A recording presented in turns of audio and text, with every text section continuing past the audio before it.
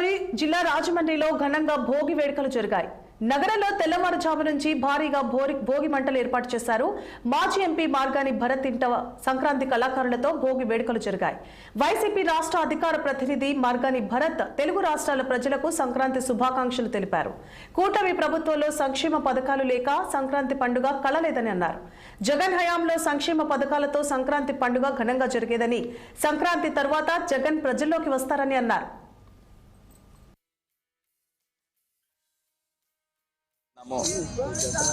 మరి ఆ రోజుల్లో పూర్వం రోజుల్లో మనం చూసినట్లయితే ఈ సంక్రాంతి రోజున రైతన్నలందరికీ కూడా మరి ధాన్యం చేతికొచ్చి చేతిలో డబ్బులు వచ్చి ప్రజలందరూ కూడా ఎంతో ఆనందంగా పిల్లల దగ్గర నుంచి పెద్దల దాకా అందరూ కూడా ఘనంగా ఈ యొక్క పండుగ జరుపుకునేవారు. కానీ ఈ సంవత్సరం చూసినట్టయితే మరి కొత్తగా ఈ కూటమి ప్రభుత్వం వచ్చిన తర్వాత మార్కెట్లన్నీ కూడా వెలవెల్లలాడిపోతూ ఉన్నాయి. ప్రజల చేతుల్లో డబ్బులు లేవు. ఇవాళ డైలీ ఫైనాన్స్లు ప్రారంభమైనవి. మరి గతంలో 5 సంవత్సరాల్లో ఎప్పుడు ఈ సందర్భము పెద్దగా కనబడలా.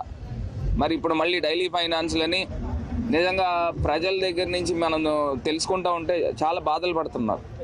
అంటే ఈ కూటమి ప్రభుత్వం వచ్చిన 7 నెలల్లోనే ఇంత అన్యాయాలు జరుగుతూ ఉన్నాయని అంటే రాబోయే రోజుల్లో